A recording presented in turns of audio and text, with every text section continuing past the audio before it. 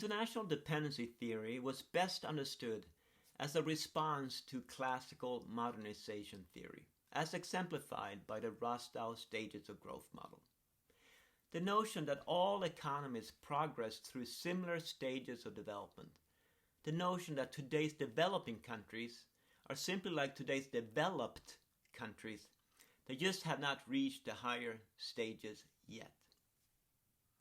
The rejection of modernization theory also meant that the economic policies that had been recommended, such as saving and investment, industrialization, and integration into the global economic system, were rejected. International dependency theory, and particularly neocolonial dependency theory, instead argued that developing nations needed a new approach.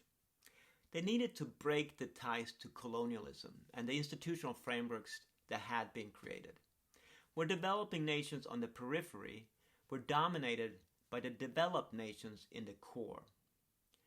Rather than looking for internal constraints and internal shortcomings, the reasons for underdevelopment were thought to be external, something imposed on the countries from abroad.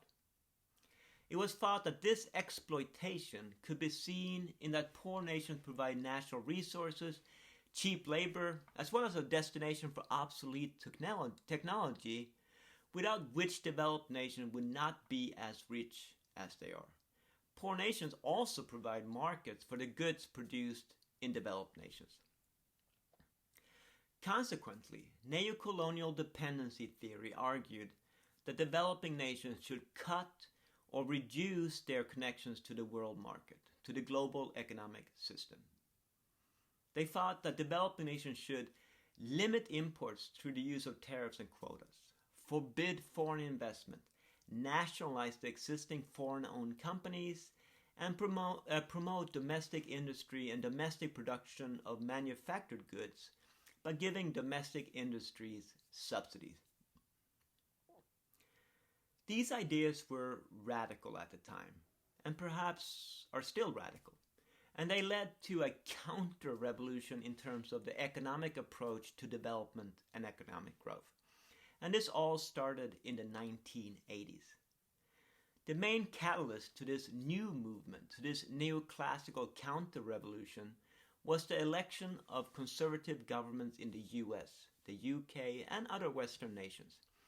In particular, the conservative governments of Ronald Reagan in the US and Margaret Thatcher in the UK changed the way we thought about development. At the time, the conservative movement favored two things in particular: supply-side economics and privatization. Supply-side economics is the notion that production is the most important thing. And as firms are able to expand production, the benefits will trickle down to consumers. And the implication was that economic growth and development was most effectively achieved through deregulations and lower taxes.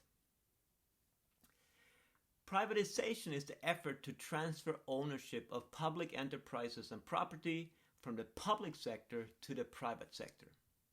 In the 1980s, the most famous example was the large privatization effort that took place under Margaret Thatcher in the United Kingdom.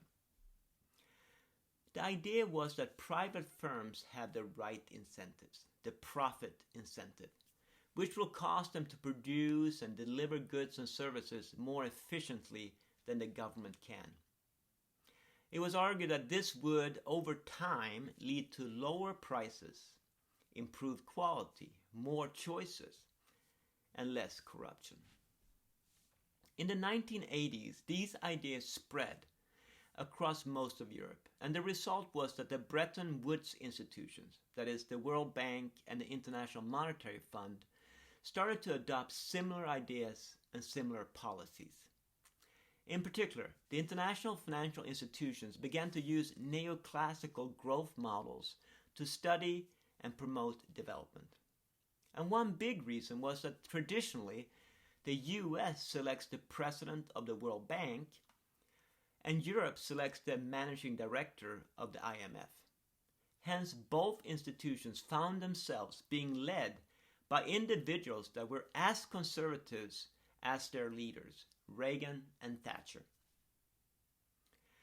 The policies that were adopted and encouraged have been known as the Washington Consensus, which stated that in order to promote growth, a nation needs the following things: fiscal discipline, reduce large budget and balance of payment deficits, and reduce inflation; tax reform, a broad tax base and low marginal tax rates; trade liberalization, liberalizing inward foreign direct investment; privatization, deregulation. This conservative movement argued that underdevelopment resulted mainly from poor resource allocation due to incorrect pricing and too much state intervention, and that the excessive amount of state intervention in developing countries slowed down the rates of growth and therefore their level of development. That is, and this is very important, developing countries are underdeveloped not because of bad exploitative behavior by developed countries and international agencies, but rather because of the poor policies adopted by the developing country governments themselves. Hence, the neoclassical counterrevolution is seen as a reaction against international dependency theory. It's its opposite.